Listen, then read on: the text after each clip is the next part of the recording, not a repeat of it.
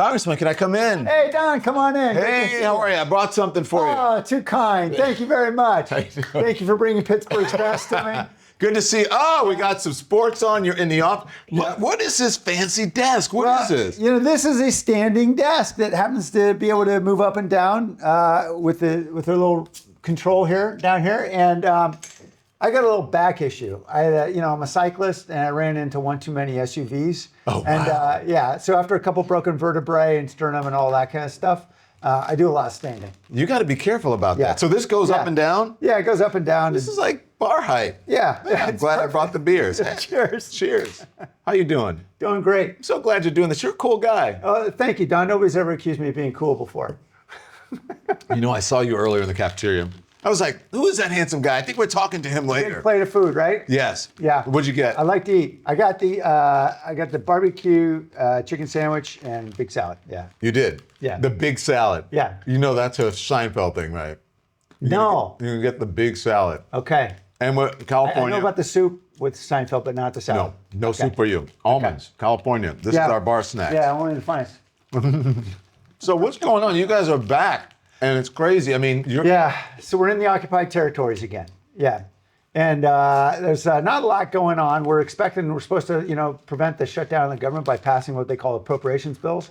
None of those bills are going to get passed. Looks like Trump wants to shut the whole thing down. In the meantime, we got a lot going on. Trump himself has been out there making a little money in his spare time. We're going to talk about crypto, but what do you mean you're going to shut the whole thing down? Then we'll talk about crypto. Well, I'm not shutting anything down. The way it works is we got to pass these appropriations bills to keep the government moving. And right now, we're not seeing any indication from Trump or the Republicans that they actually want to get these bills passed. Of course, they know.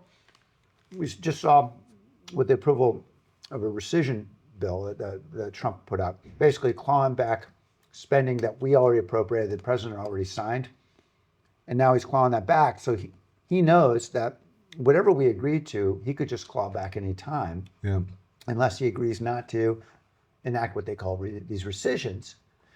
So there's no incentive for us to cut any deal with the guy if we know whatever we approve and pass, he's just going to do his own thing.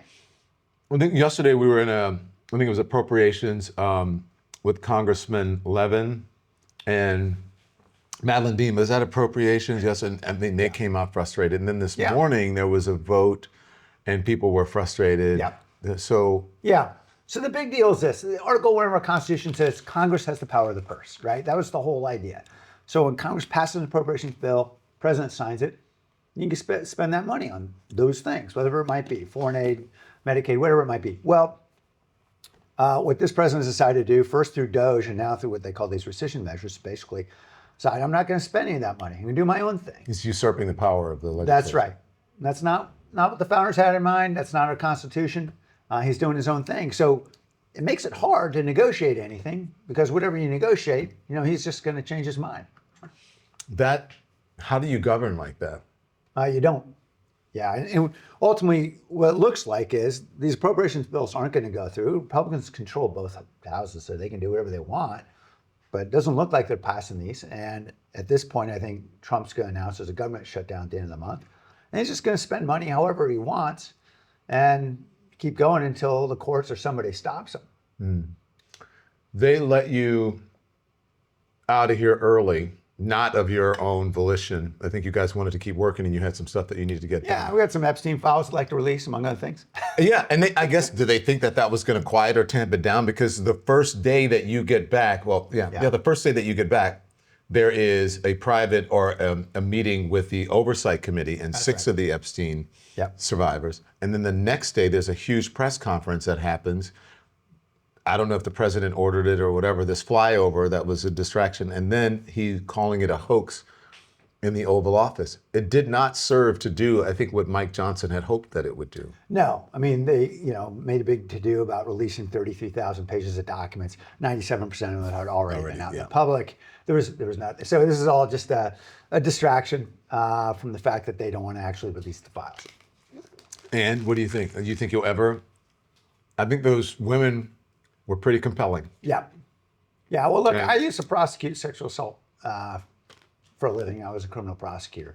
And I prosecuted a lot of rape and child molest cases. And frankly, I understand when a victim's coming forward, survivor, with an account like that, they don't do it lightly. That is an incredibly difficult thing to overcome, to be able to come forward and say, this happened to me. I'll tell you my story, okay? Just a short version. I was on not long after I started at CNN. I'd been there a couple of years, and I was interviewing these church members of one of their pastors had been accused of inappropriate relationships with some of the people who worked for him, and they said, "Oh, well, the bishop doesn't look like that kind of a person." And I said, no one walks around with an M for molester on their forehead or an A for abuser. Yeah. And I said, I know it happened to me when I was young. And it just came out. I didn't realize that I was saying it on TV. Wow. And then it's like the whole world stopped after I got off the air. I did not realize, because my phone was blowing up. My bosses were calling. My mom was like, I was sitting on the edge of the bed. I almost fell out off the bed. I had to go outside and smoke a cigarette. She did not know that I was going to reveal that. I had never told them. Very courageous. Thank you for Thank you. that. But I didn't realize I was just being honest and doing it. But I know how people can be re-traumatized. And so I find myself in an interesting position right now to be agreeing, at least for this, with Marjorie Taylor Greene or Lauren Boebert or Nancy Mace, or Tom, not Tillis, is it Tom? No, Massey, Thomas Massey. Right. Yeah, I find myself being, but I'm happy that they're at least on the right side this time. Yeah, amen. And broken clock, right, can be right twice a day. Look, I have no idea what exactly is in those files, but whatever it is, there are an awful lot of folks on Trump's side that don't want it released, and American people deserve to know the truth. You think that we will see these files redacted or unredacted? I'm not good at making predictions, but I'm with regard to this administration or this.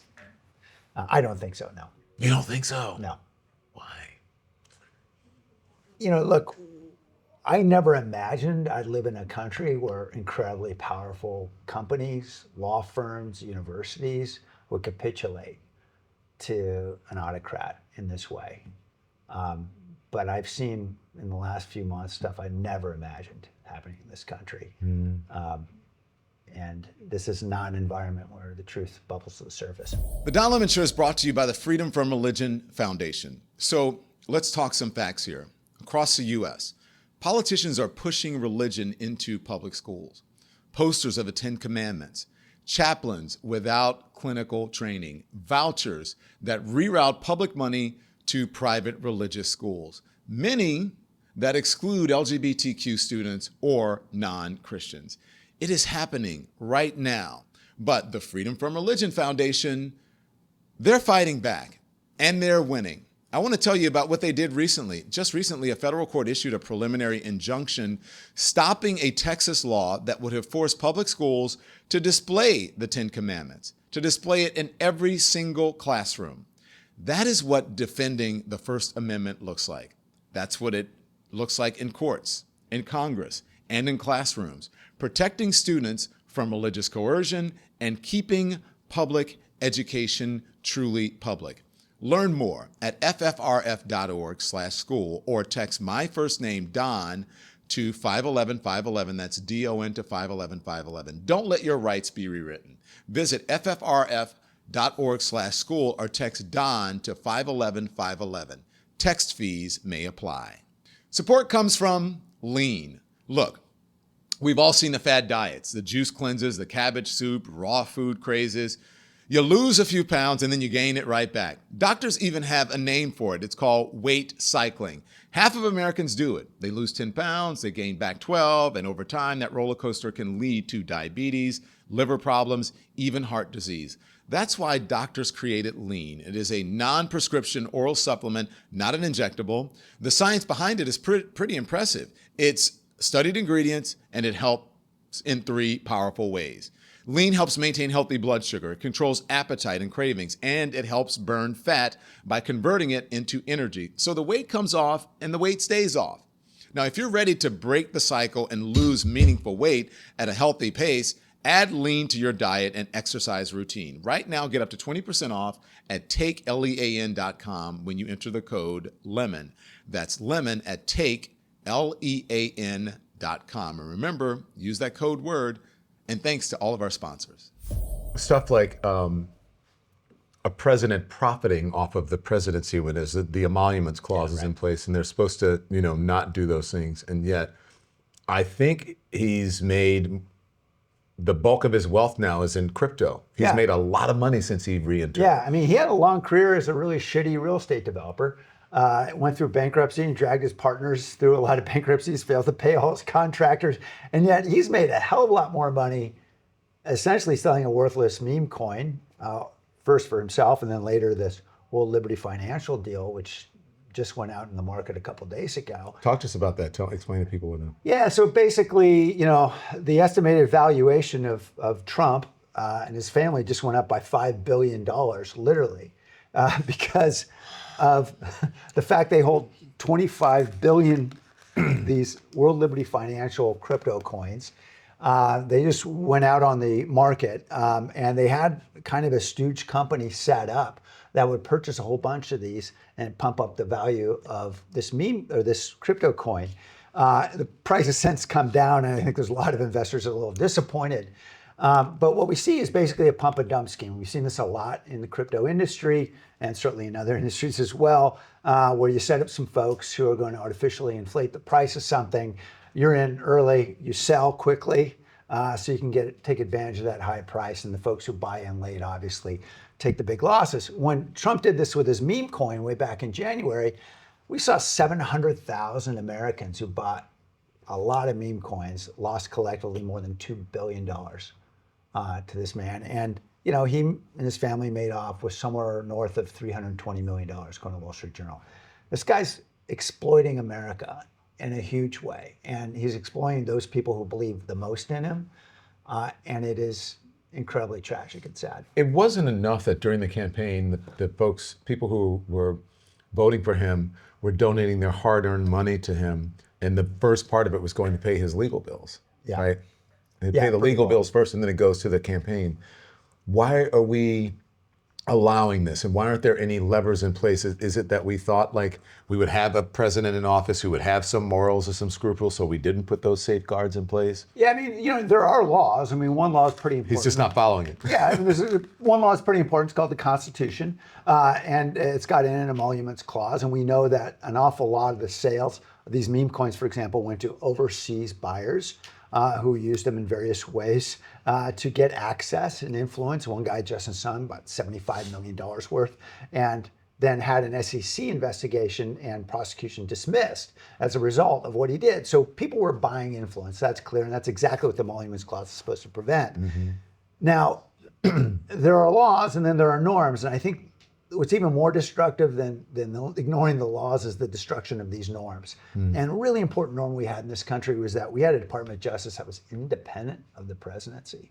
That is, the president would appoint the attorney general, and then there was a sense that criminal prosecutors would do the right thing, they would serve justice. And we even saw as recently as, hey, there were plenty of problems with Joe Biden, but Hunter Biden was being prosecuted, the son of the president of the United States, by this Department of Justice and convicted.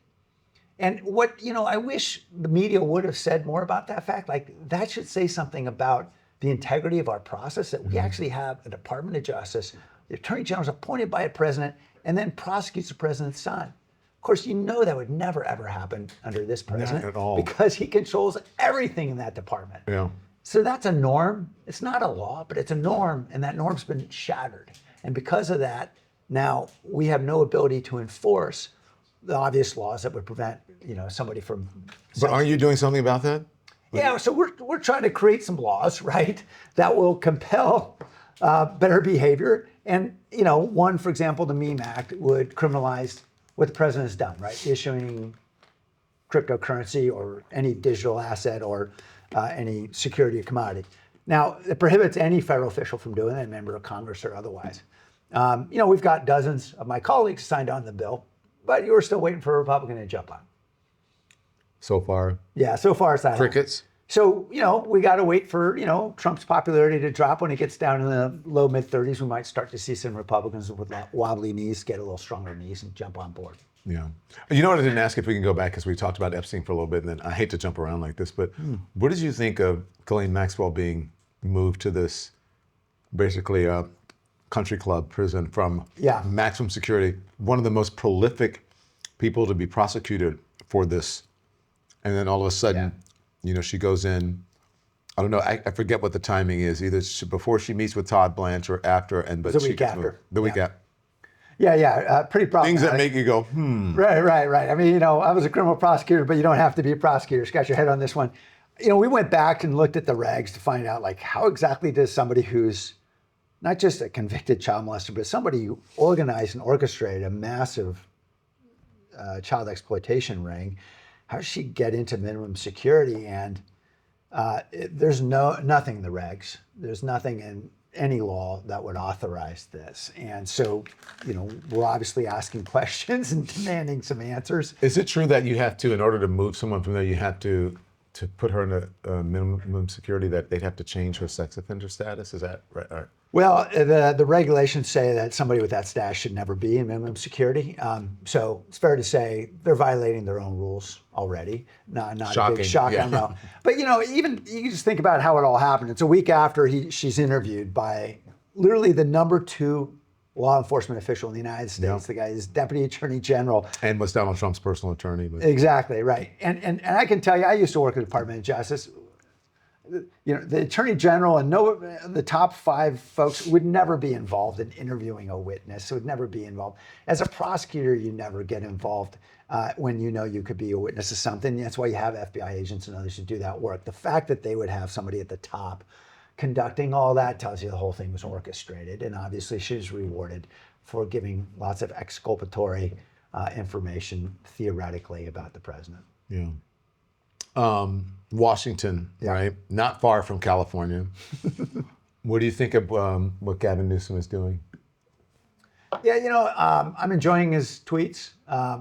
Social media is a lot of fun. The redistricting. That's what I really. None of us really likes the idea of redistricting, but this is a necessary step that we have to take. What we're seeing is not just happening, obviously, in Texas. It's happening now in Indiana, Missouri, Florida, where the White House is basically dictating the outcomes. These state legislators are obviously complying because they're as scared of Trump as everybody else in his party. And literally, they're redrawing maps in the White House. This is exactly what autocrats do. And so California has to stand up.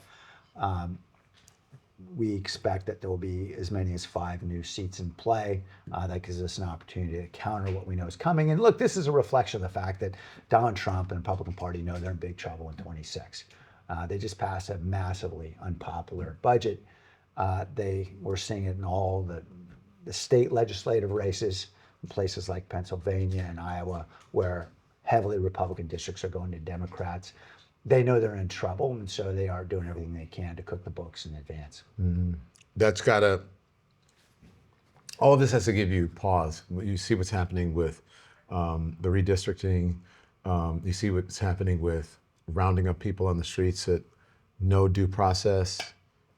We're in a world of shit. It's enough to drive you to drink in your office, Don. Cheers. Seriously. So, I mean, and people at home, the people who are watching this, they're scared. People feel like they don't have agency. They don't have a voice. Like that everything is just going off the rails. They're depending on Democrats. And you guys hear it. Yeah, what are you guys doing? It's not enough. Come on, fight for us. Yeah, I mean, well, first, there are things we can do. And the most important thing we can do as citizens in this country is vote and get others to vote and obviously encourage folks to turn out. In California, that means we got a redistricting measure coming up in November. It means we've got lots of races coming up in November of 26 that are going to determine the outcome of what happens in Congress. But what I'm spending a lot of time doing, in addition to raising money for frontline candidates in those tough districts, is we're working with a lot of great partners like Democracy Forward and Public Citizen and others who are fighting great battles in courts. And for all the bad news, I wish the media were saying more about the extraordinary work that some of these organizations are doing. We are an independent media. Thank you very much. Exactly. Thank you. More than 190 injunctions so far that have been issued by Republican and Democratic judges that have been stopping or narrowing some of the outrages of this administration. We just saw recently when Harvard won its suit, saw a really significant gain on immigration as well. So we've got a lot of work, obviously, to do, but we need to fight through the courts and we need to win at the ballot box. Don, it was a pleasure. Are you doing it? Great to see you. you. Are you finished with your beer? You had a lot fewer sips than I did. Well, they're expecting me to go back to work, Don. Oh, look. Yeah, you might. By the way, he reads his mail. These are all, it looks like it's from constituents. Yeah. Yeah. I got, and you can, Well, although there's been questions about whether or not our chief executive can read well, I actually read, truly. Your staff is over there going, no, yes, no. So who you got in the Super Bowl? There's no Super Bowl. Do you watch college football? You know what? Come on, you got Sports Center on. University. We were like Division III when I was there. It was, in fact, we had our quarterback from high school he was second string in my high school, and he started for Georgetown. So I decided I was no longer going to be supporting. But I'm an NBA fan. Yeah. I like watching the NBA, and so I'm rooting for the Warriors when you get back on the court. I went to a school that, football is not a big deal at all. Yeah. LSU. Oh, okay. I didn't graduate from that, but I went to LSU for a good long time. I was on the 8-year plan. But anyways, so I watched the LSU Clemson game this past weekend. Yeah. So we won. It was amazing. Congratulations. Yeah, it's congratulations. Yeah. But even though you do you hear your fight song and you just feel like you're back in college? Yeah, of course. When I hear a fight song, I'm like, yeah, and then I have to call all of my old friends and we reminisce and like old men and That's nice. Yeah. Yeah, I was part of a much less interesting sport, crew, right? There's no ball involved or anything. Oh my gosh. Yeah, it mostly involves a lot of suffering at like 5:30 in the morning, and you're, out there in the water in the morning and stuff. But I absolutely loved the experience. I know. No, Scott, I'm joking. I'm messing with you. But apparently none of my colleagues on the crew team actually went on to make millions of dollars in any professional crew. So I wish they would have told me at the beginning. I would have, saved a lot of time. I enjoyed I like your bar. This is like a bar, and it goes. Now let's see. Now, okay. Yeah. Now, can you lower it? Come join us. No, can you lower it? Where's the lower button? Here's the magic. So we go from we're still going. This is Silicon Valley technology at work right here. See? We go from. I represent the most innovative region in the country, and this is one example. So this is what happens, and now it's time for our dinner conversation. Thank you. I appreciate it. Don. Very good. Good to see you, man. Very good. I'm gonna get out of his office. Thanks everyone for watching. Your support means the world to us. So make sure you hit the like button and you subscribe to our channel to make sure that you never ever miss a video. We're live every day, 10 a.m. Eastern time. We drop even more content at 2 p.m. Eastern and 5 p.m. Eastern. And if you want more Don Lemon Show content, we'd love for you to become a member of the Lemon community, where you will receive access to special community posts. You'll get exclusive content and members-only live shows. So head over to our channel page or click the join button on this video. Again, thank you for watching. We appreciate your love and your support, and we will see you next time.